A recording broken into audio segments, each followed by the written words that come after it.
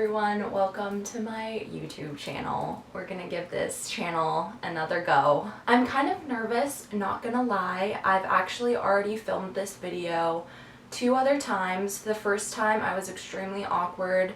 Will that change? Probably not, but I accepted that fact. But then the second time I was out of focus the entire video. So now we're doing it again. I told myself that I am only filming this once. I'm not overthinking it.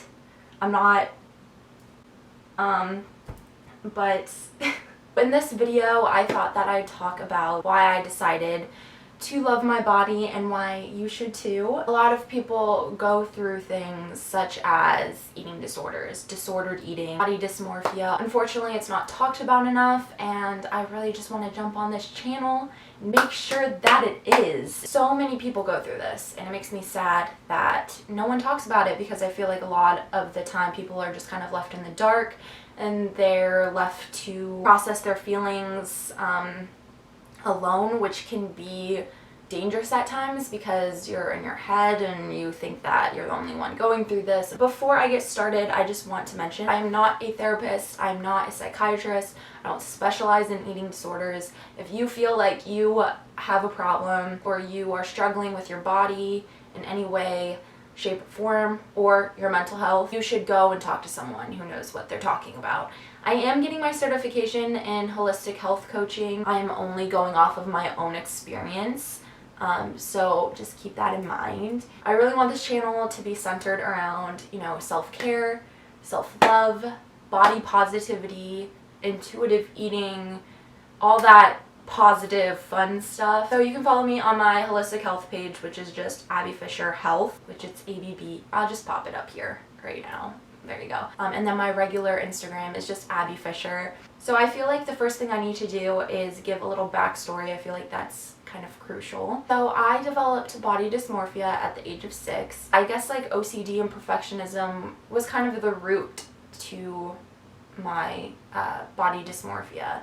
And I just remember at the age of 6 looking into the mirror and thinking that I was fat. Thinking about it now, it obviously makes me so sad. I don't want anyone to think that about themselves, let alone a 6-year-old. And then shortly after that, I decided to count my calories, and I had no business doing that. I was probably like 10 when I started doing this. It wasn't like all the time, it was just something that I was very conscious of. Like, I was just very conscious of the food I was putting into my body.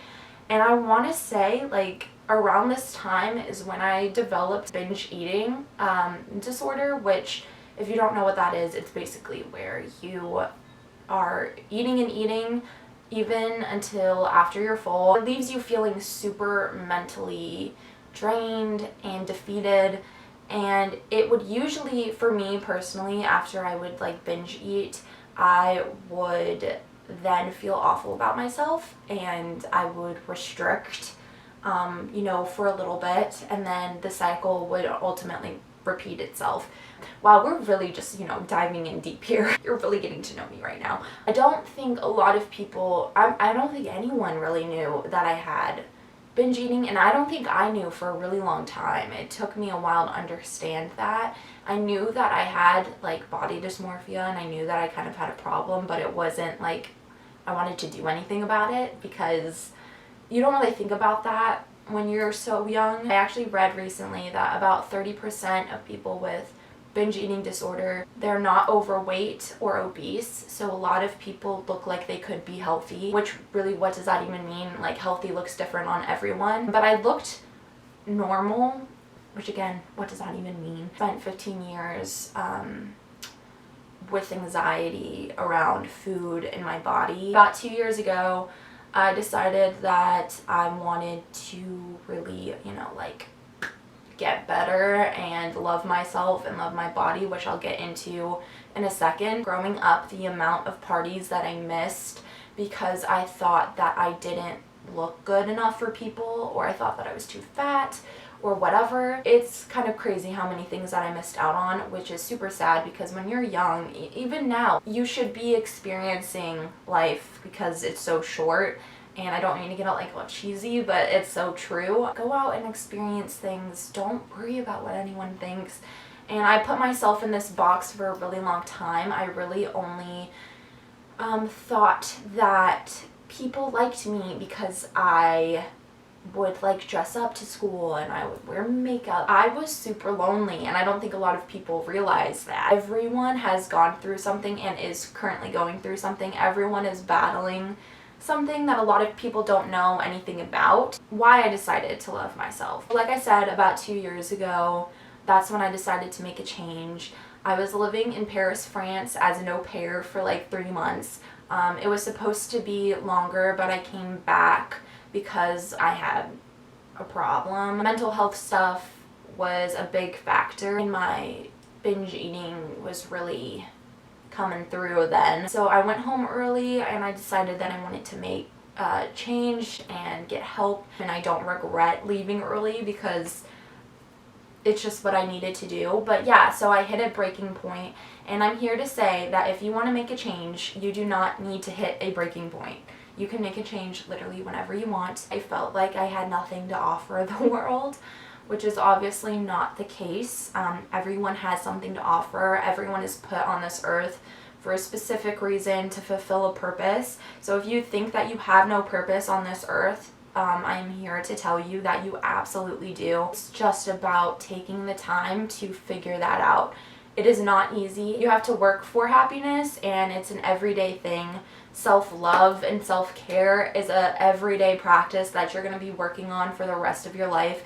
And I know that seems overwhelming, but once you get into the swing of things, it's fun and you want to love yourself. There's things that you won't tolerate from people because you understand your self-worth. You'll understand that you are worth more than a number on the scale. Because I was so fixated on my appearance and how I looked and how much I weighed, I wasn't living and I wasn't growing necessarily. I was stuck for a really long time, and it ultimately came down to I needed to take time to figure my stuff out. If you are going through anything, I think the most important thing that you should do for yourself is take the time that you need, however long it is, to really just sit with yourself, reflect, and work on your inner self, because that's where the change is going to start. It's not going to start on the outside.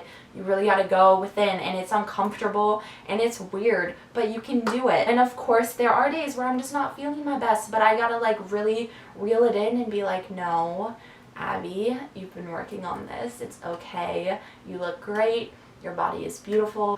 I just think that cellulite, stretch marks, rolls, things that I all have, they're so normal and they need to be talked about more. I look at those things every day and I'm grateful that I have those things, because I understand that my body does so much for me every day. You are living and breathing and you're able to live this life, and that is freaking crazy. I got rid of my scale a while ago because like I said, I understand that I'm more than just that number on the scale.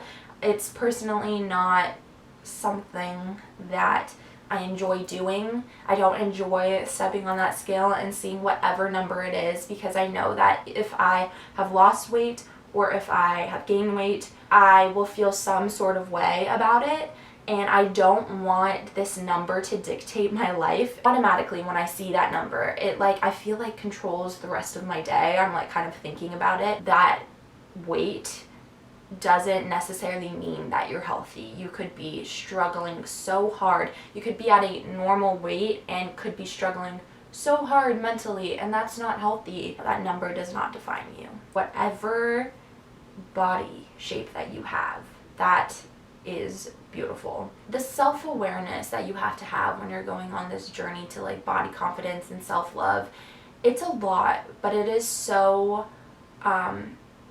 powerful. The most powerful thing I feel like is when you're going off track a little bit and you're able to reel yourself back in, because you have the self-awareness and the knowledge to understand that you are so much more than your body. Sorry if this video was a little bit all over the place. I hope that you guys enjoyed, and I will talk to you guys in my next video. Goodbye.